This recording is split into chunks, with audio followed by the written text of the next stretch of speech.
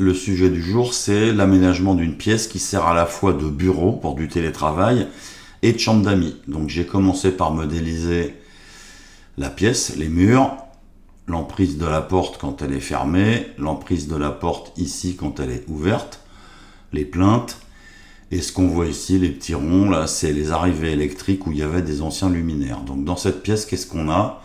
Ça, c'est une commode qui existe, qui est à cette place-là. L'objectif, c'est d'y poser un bureau. Donc j'ai modélisé un bureau avec des angles arrondis. Un caisson qui va aller avec le bureau, qui sera assorti dans l'angle. J'ai également modélisé les lampes qui ont été retenues pour aller dans cette pièce. Et puis, on a aussi des étagères suspendues, donc qui sont bicolores. C'est pas les couleurs définitives, on est d'accord, hein. Ce système d'étagères, c'est quoi? C'est... Je vais faire pivoter un petit peu la vue. C'est des assemblages à mi-bois. C'est-à-dire qu'on va avoir des horizontales sur lesquelles on va poser des bouquins, des bibelots, et des verticales qui servent à tenir le tout. Alors on verra plus tard comment ça se fabrique et comment ça s'assemble. Mais le projet complet, ça ressemble à ça.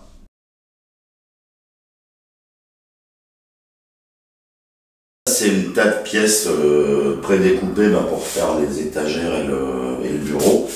C'est de la coupe numérique, donc il n'y a aucun éclat, les angles sont parfaits. J'envoie une feuille Excel, je récupère les pièces. Comme c'est la tradition, on va commencer par plaquer tous les champs. Donc quasiment tous les champs sur l'ensemble des pièces. Les champs qu'on va plaquer, c'est ça. Donc là, j'ai commandé les deux teintes, les deux références qui correspondent à la teinte et au motif que j'ai sur les panneaux. Alors les champs, il faut savoir que je les achète pas chez le négociant qui me vend les panneaux parce que c'est beaucoup plus cher. Inconvénient, il y a un minimum là de quantité, donc c'est 75 mètres, donc je vais en avoir beaucoup trop, mais ça me coûte quand même moins cher que si je l'avais acheté au détail, entre guillemets, chez le négociant en bois. Pour le bureau et les étagères, en fait, j'ai choisi du champ ABS 1 mm. Donc l'ABS, c'est un plastique, et 1 mm, c'est l'épaisseur. Ils le font aussi en 2 mm, mais j'ai préféré prendre un peu plus fin. Alors c'est beaucoup plus résistant au choc que du champ mélaminé qui fait 3-4 dixièmes de millimètre maximum. L'inconvénient du truc, c'est que on peut pas le poser en utilisant un fer à repasser parce que le temps que la chaleur traverse le champ pour faire fondre la colle qui est derrière, c'est le champ qui va fondre. Le deuxième inconvénient, c'est qu'à la base, ces champs-là, ils sont vendus non encollés, c'est-à-dire qu'il n'y a pas la colle à l'arrière. Ça, c'est fait pour être utilisé dans des menuiseries qui ont des plaqueuses avec des distributeurs de colle, etc. Moi, j'ai pas ça. Mais ce qui est bien, c'est que chez Osterman, on peut commander en supplément l'option pré-encollage. Alors, ça rajoute un petit quelque chose, évidemment, au prix du mètre linéaire de champ. Mais ça évite, en fait, de galérer. Moi, j'utilise ça. C'est un espèce de gros sèche-cheveux, on va dire. On est plutôt sur un décapeur thermique, avec un rouleau ici. On vient mettre ça sur la pièce à plaquer. Le champ, il arrive ici. On tire, on fait rouler, on appuie. Ça chauffe le dessous du champ, c'est-à-dire que ça va faire fondre la colle par en dessous directement. On peut régler l'intensité de chauffage. Là, on a 2 positions. Ça marche très bien. Avec ce système pour plaquer un champ, là, c'est celui-ci que je vais plaquer. Alors, c'est long, c'est très long. Donc, il y a un petit accessoire qui ressemble à ça. Voilà, qu'on vient mettre ici. On aligne ça avec le haut du champ. L'étape d'après, c'est de passer le morceau de champ dans la plaqueuse. Donc là, ça vient ici. Il faut que je soulève un peu, même beaucoup. Je le pousse, je l'attrape et on le voit ici. Il ressort devant. Maintenant, ce morceau de champ, il faut que je le bloque là-dedans. Parce que si je fais pas ça, quand je vais tirer ma plaqueuse, en fait, le champ, il va glisser sur la colle qui sera fondue. Donc, il faut le maintenir ici. C'est ce qu'on va faire. Donc, c'est un petit truc qui se dévisse. Je le mets là. Un petit cavalier avec une vis, tout simplement. Donc, vous voyez que ça prend quand même... Pour chaque champ, il faut faire ça. Ça prend un certain temps. Là, il est bloqué. Je pourrais tirer, il ne bougera plus. Et là, on va pouvoir plaquer. Donc, la main sur la poignée. J'avance à peu près ici. Donc, le rouleau qui presse il dépasse le début de ma pièce. On fait chauffer. On attend un peu. J'appuie sur le guide en métal et je tire en appuyant bien sur la poignée pour que ça plaque partout. Faut pas aller trop vite, sans ça c'est mal collé. Et puis je recule jusqu'au bout de ma pièce. Normalement il n'y a pas besoin de maroufler, si on a appuyé suffisamment, c'est bon. Là on va retirer l'accessoire, donc on enlève ça. On ne le perd pas surtout, parce que j'en ai qu'un. On desserre ici. Et là, on tire un coup sec. Ça vient tout seul. Pourquoi? Parce que ce petit gadget, là, en fait, il a un revêtement anti-adhésif au-dessus. C'est fait exprès. Et donc, on se retrouve des deux côtés avec un morceau de champ excédentaire. Celui-là au départ, et puis un petit bout à l'arrivée parce que j'avais coupé un peu long. Donc maintenant, il faut qu'on arrase ça. Donc pour araser, moi j'utilise cette espèce de guillotine qui est faite pour. C'est de la même marque, alors ça se met comme ça. Il y a une poignée, on vient bien plaquer, on appuie bien dans ce sens-là aussi, on tient et clac, un coup de guillotine et ça coupe à ras du champ. Je vais faire pareil à l'autre bout. Maintenant que le champ est collé, il va falloir la raser. Cette tablette, elle fait 19 mm d'épaisseur. Le champ, il est vendu en 23 mm. Donc, il dépasse, après le collage, il dépasse ici. Là, il y a carrément une marche et de l'autre côté, elle est encore plus importante. Donc, il va falloir couper ce truc-là à ras de cette surface-là, retourner la pièce, faire la même chose de l'autre côté. Moi, je fais ça avec un ciseau à bois qui fait 30 mm.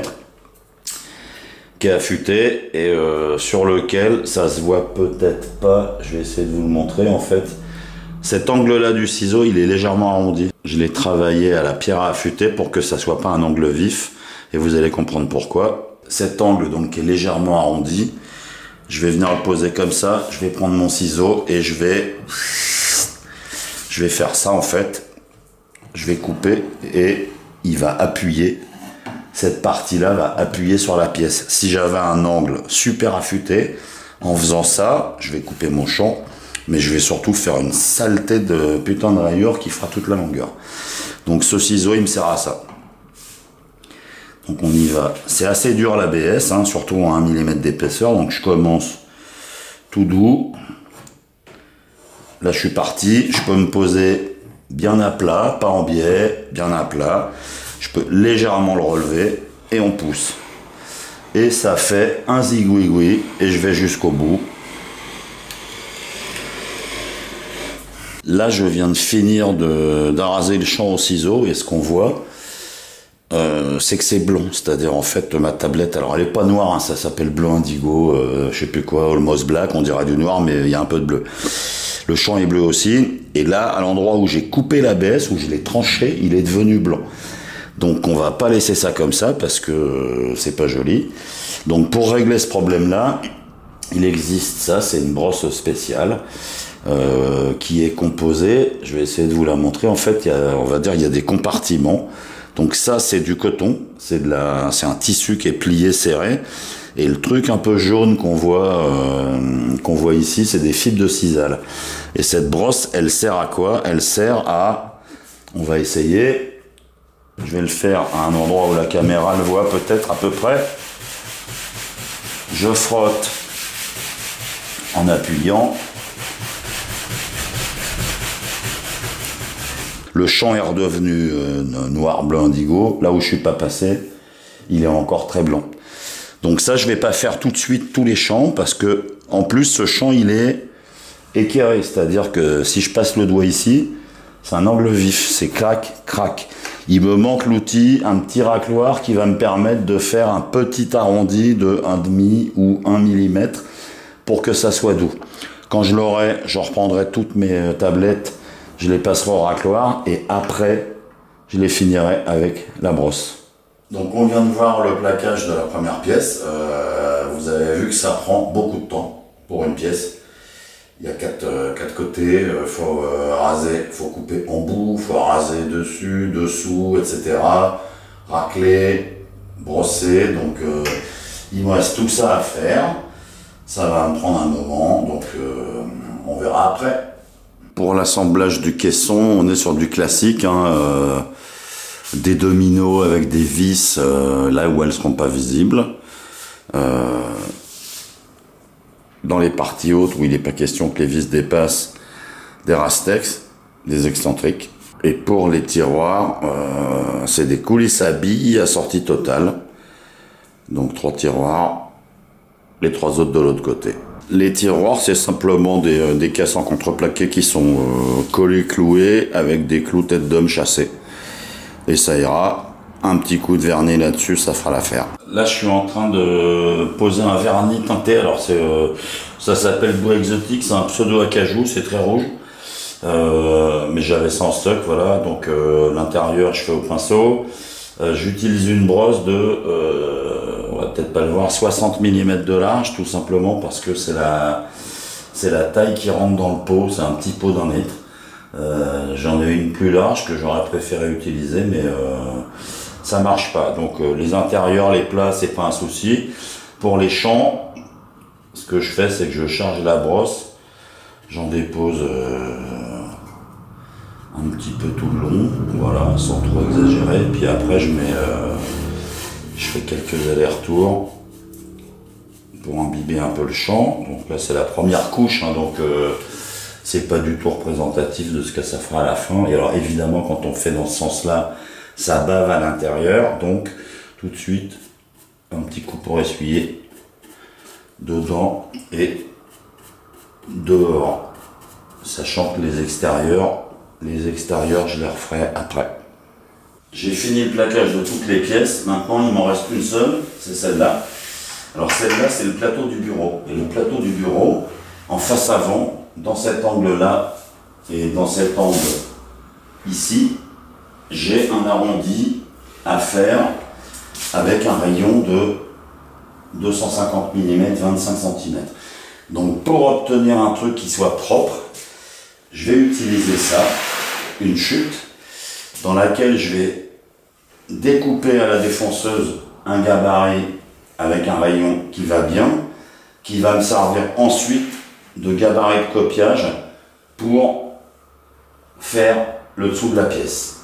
Alors finalement, j'ai placé le centre du trou à 200 et pas 250, tout simplement parce que en faisant le tracé, je me suis dit que c'était suffisant. Donc là, ce que j'ai fait, j'ai pris mon équerre, 200 mm, un trait, 200 mm, un trait, et j'ai pointé le centre du trou le plus précisément que je pouvais avec une pointe carrée pour qu'il soit à la même distance de là et de là.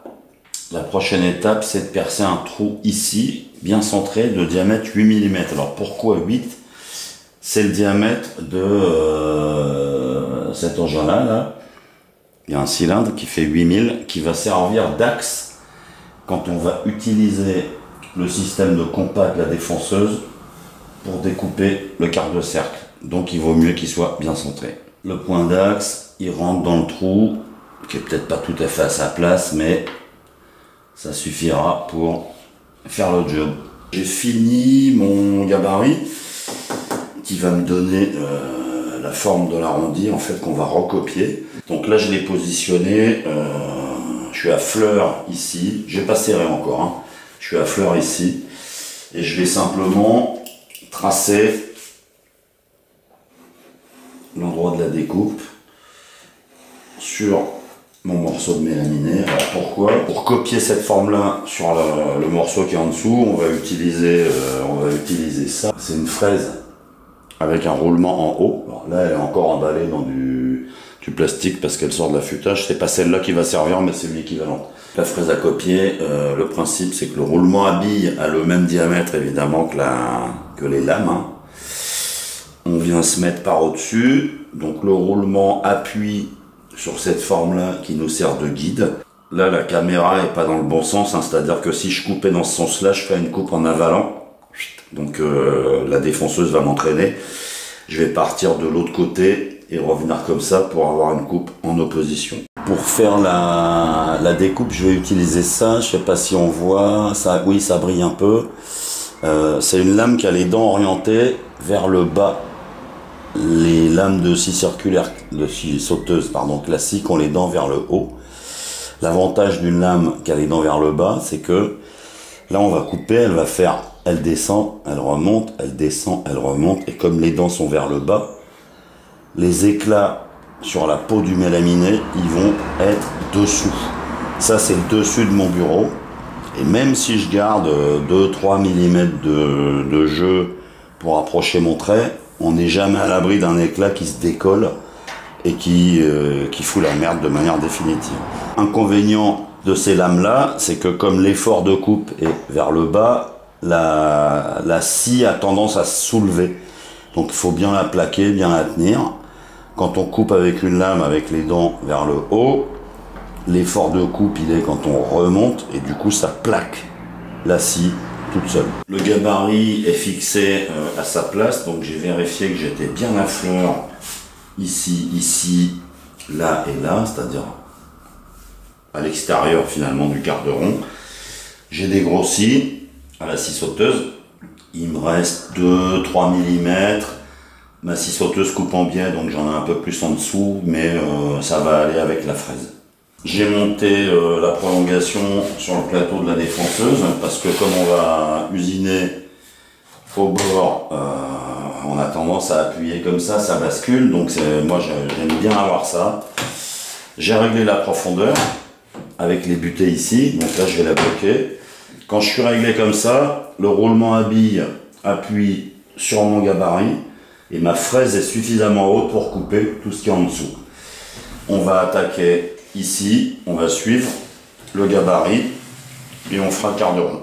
Là j'ai fini de recopier mon gabarit avec ma fraise, donc c'est pas mal, sauf que ça va peut-être pas se voir à la caméra, mais le trait que j'avais tracé il est ici et ça a coupé quelques dixièmes à l'extérieur, c'est-à-dire que ma pièce ici en fait est plus grande que ce que le gabarit faisait. Alors ça c'est lié à quoi? Cette fraise à copier, elle a été réaffûtée déjà plusieurs fois. Donc ce qui se passe, c'est que le diamètre du roulement à bille, mettons, fait ça, et à la fin, le diamètre de la fraise, il fait ça. C'est-à-dire que quand on vient plaquer avec le roulement, on coupe un petit peu plus loin. Là je m'en suis rendu compte sur ce premier angle. Quand j'ai fait le deuxième, celui qui est de l'autre côté, j'ai un tout petit peu décalé mon gabarit et je suis pile sur le trait. Alors c'est pas très grave, c'est un plateau de bureau, ça ira très bien. Mais moi je vois ici, je suis pas complètement tangent quand je raccorde la partie rectiligne. Je vais mettre un tout petit coup de ponce, mais alors vraiment léger, hein, 240 ou 320, et je ferai pareil de ce côté-là, et ça ira très bien. Maintenant il reste à plaquer ce champ qui est arrondi, donc j'ai préparé la bande de champ avec la longueur qui va bien pour faire le petit côté, l'arrondi de l'autre côté et l'autre petit côté. Avant de faire ça, il faut que je vérifie 2-3 trucs. Le premier, c'est la plaqueuse. Quand on l'utilise en mode horizontal, donc là je l'ai réglé assez serré, elle rentre, mais c'est que j'ai pas trop de jeu en vertical, que ça va pas trop bouger. Quand on s'en sert dans ce sens-là, il faut pousser fort comme ça. Quand on le fait en vertical, il y a la gravité qui vous aide, vous poussez par au-dessus. Là, il va falloir que j'appuie fort, très fort sur le rouleau pour pouvoir avoir un champ plaqué correctement, au moins sur le dessus du bureau. Du coup, comme je vais pousser fort dans ce sens-là, premier truc, c'est il faut que la pièce soit très solidement fixé à l'établi. Et comme cet établi, il est sur roulette, j'ai pris soin de vérifier que les 4 roulettes étaient bloquées, ce qui fait que là je peux appuyer assez fort. Je sais que mon établi va pas, là il a couiné, mais ça suffira pour bien le plaquer.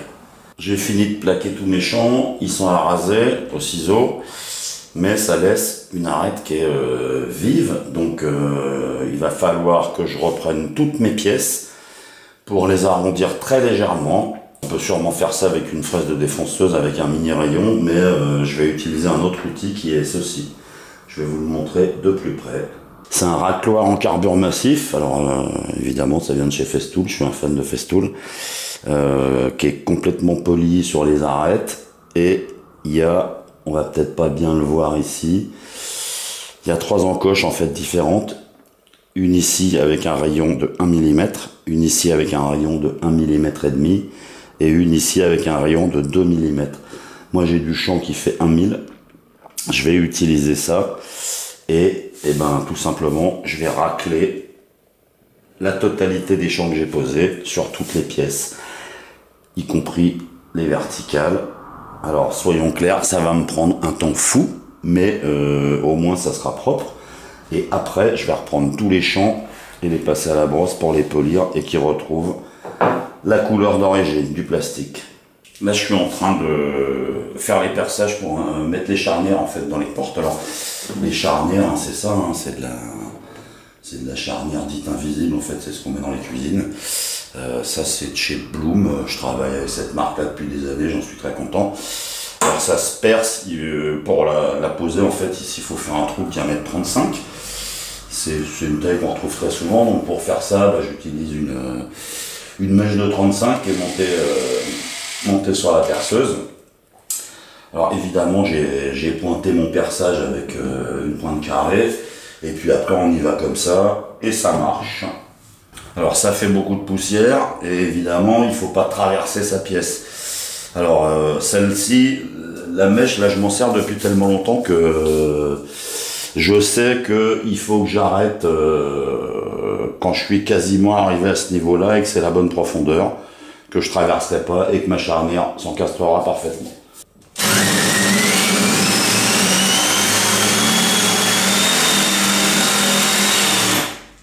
Là on doit pas être mal, je vais aspirer. Alors ça tombe bien, elle pose partout à plat, c'est-à-dire qu'en fait ce qui tient la charnière, c'est pas le fond qui doit toucher le fond du trou, c'est le tour, les ailettes en fait qui doivent être posées à plat. Donc si le trou est pas assez profond, on le sent, ça bouge. J'exagère là je suis posé, c'est impeccable, ça va marcher, il n'y a plus qu'à visser. Alors pour visser, moi ce que je fais c'est sûrement le fait à l'œil, soit je viens mettre mon équerre, je sais que je suis complètement perpendiculaire, je pointe les 2 trous, j'envoie les vis et c'est fini. Mes portes sont montées, pour le moment elles sont pas réglées, alors c'est des charnières à amorti, hein, c'est bien. Les jeux ici, sur le côté, là, en haut, en bas, sont pas réglés. Les charnières sont réglées en 3 dimensions, c'est-à-dire comme ça et comme ça en profondeur. Donc ça c'est normalement des choses que je fais complètement à la fin quand le meuble est en place. Maintenant il reste les façades des tiroirs. Donc sur chacun des tiroirs j'ai évidemment une façade. Ma façade elle ressemble à ça. Elle va venir comme ça et elle va être vissée par l'intérieur depuis l'intérieur du tiroir. Donc ça nécessite un alignement correct on va dire. Donc le meuble je l'ai dessiné pour avoir 3 mm de jeu en bas. Donc pour positionner mes façades proprement j'utilise ça. Je sais pas si on voit, c'est des petites cales en plastique qui sont calibrées, donc les blanches font 3. La grise qui est là fait 2 mm et j'ai un jeu complet qui va de 1 à 5. Donc l'idée c'est, on va positionner les cales d'épaisseur 3 mm, ça va me donner la bonne hauteur ici. Et puis en latéral, théoriquement, j'avais conçu le meuble pour avoir 3000 d'un côté et 3000 de l'autre. En pratique, avec l'épaisseur du champ, les cales de 3 mm, elles ne passent pas, j'ai 5. Donc ça va finir avec une cale de 3 en latéral, une cale de 2 qui, elles, tiennent bien. Donc ça me permettra de positionner mes façades de tiroir au bon endroit. Quand j'aurai fixé la façade du bas, je vais remettre des cales de 3 mm ici, des cales sur le côté, je viendrai poser l'autre façade. Quand elle sera à sa place, recale de 3, 2, 3, et on visse la dernière.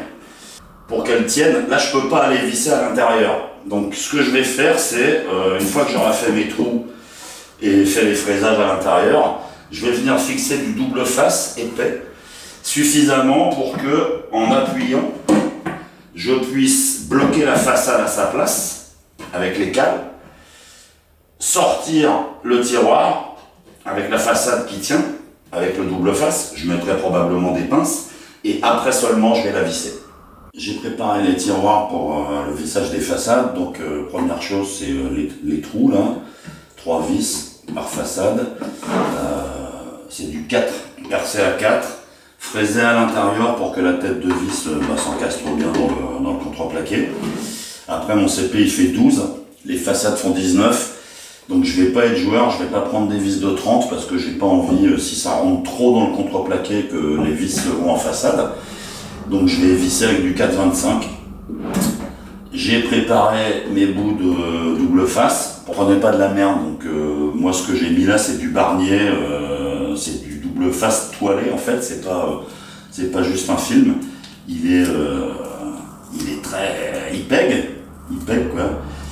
Il a une bonne pégosité, il est un petit peu épais, donc en principe en poussant très fort, ça devrait me permettre de tenir les façades suffisamment pour pouvoir sortir visser. Vous avez peut-être remarqué, mais là on est en plein mois de juillet, il fait une chaleur à crever dehors, et il fait aussi une chaleur à crever dans l'atelier, donc je ruisselle, je transpire, je suis écarlate, mais bon, ça va passer. J'ai enlevé la peau du double face. Alors pour le premier et le deuxième tiroir, en fait, je vais pouvoir utiliser les pinces. Donc j'ai déboîté le tiroir du dessus. Ça me permettra, une fois que j'aurai mis ma façade avec les cales, de pouvoir venir la serrer avant de l'extraire. Donc je suis certain qu'elle ne bougera pas. Je vais pouvoir faire ça sur celui-ci, quand j'aurai extrait l'autre. Le troisième, je pourrai pas parce que j'ai une tablette là qui va m'emmerder. Donc tout reposera uniquement sur le double face. J'ai positionné les cales, 3 mm en bas pour le jeu, 2 et 3. Maintenant, avec les pinces, je vais pouvoir sortir le tiroir, visser, et puis continuer à monter. C'est pas mal, voilà, j'ai pas la poignée, hein, mais il reste le troisième, ça va être le plus chiant. Le troisième est en place, les jeux sont réguliers. Comme j'ai pas les poignées, bah, j'ai fait ce qu'on fait dans ce cas-là, du tiro, des poignées provisoires. C'est assez costaud pour ouvrir les tiroirs, qui sont les parties les plus résistantes. Donc maintenant il reste les plaintes. J'ai posé les plaintes avec les clips. Celle-ci elle est alignée à l'autre bout avec la plainte blanche. De ce côté-ci, je sais qu'elle est trop longue parce que ça va être le long d'une cloison. Il y a une plainte au sol, la hauteur est bonne, hein, je l'ai prévu pour. Par contre là je suis un petit peu long, donc en fait je le présenterai sur place dans la pièce et je verrai de combien il faut que je recoupe. J'ai déjà préparé le plateau du bureau, donc il manque plus que les pieds. Alors ça c'est les pieds que je vais utiliser, c'est vendu par Camar, c'est italien. Ils sont réglables en hauteur sur 0 à 30 mm. Pour chaque pied en fait on a une platine comme ça qu'on va venir visser sous le plateau. Il y a pas mal de points de fixation prévus. Le pied va venir s'emboîter dans le support en fait une fois qu'il sera à sa place. Pour bloquer l'ensemble, c'est pas mal foutu. Ici, on a une vis pointeau en fait. Alors c'est fourni avec la clé Allen qui va bien pour la manipuler quoi.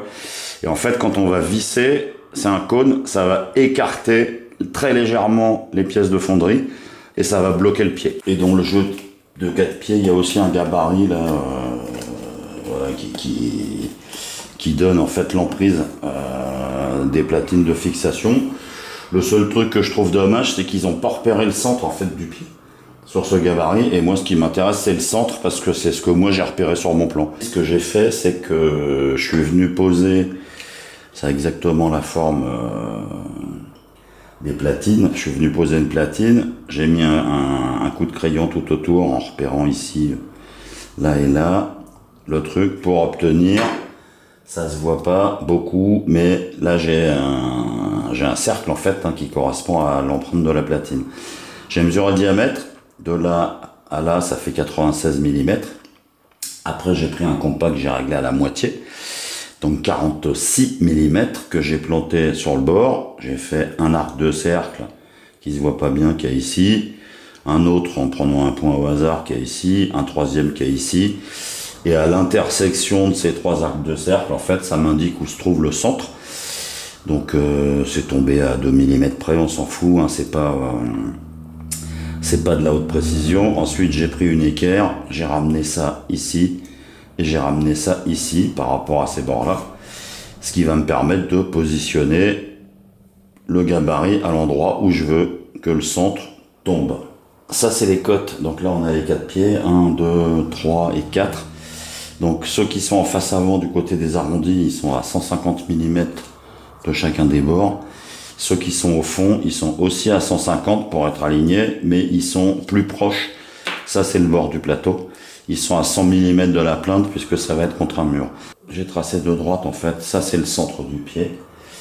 Ce qui va me permettre de pouvoir venir positionner mon gabarit en carton là à sa place. Je vais tracer ce contour là au crayon. Je viendrai positionner la platine de fixation à sa place, ce qui me permettra de pointer tous les trous de vissage dans le plateau. Maintenant ce que je vais faire, c'est qu'avec ma pointe carrée là, j'aime bien celle-là, elle se tient bien dans la paume. L'idée c'est de repérer à l'œil le centre de chaque trou, on se met vertical, on appuie un bon coup et ça permettra de pointer les endroits où on va visser. Le plateau est prêt à être posé, alors j'ai rajouté ici une cornière. C'est une cornière en aluminium, c'est les mêmes que celle qu'on va utiliser pour les étagères, qui est vissée tous les 10 cm sur le centre du plateau. Alors le but, c'est pas obligatoire, mais ce plateau c'est du 19 mm en aggloméré en fait, et il va avoir tendance au fil du temps sur son propre poids à se bomber. Donc il va se bomber dans ce sens-là, hein, puisque les pieds sont vers le haut.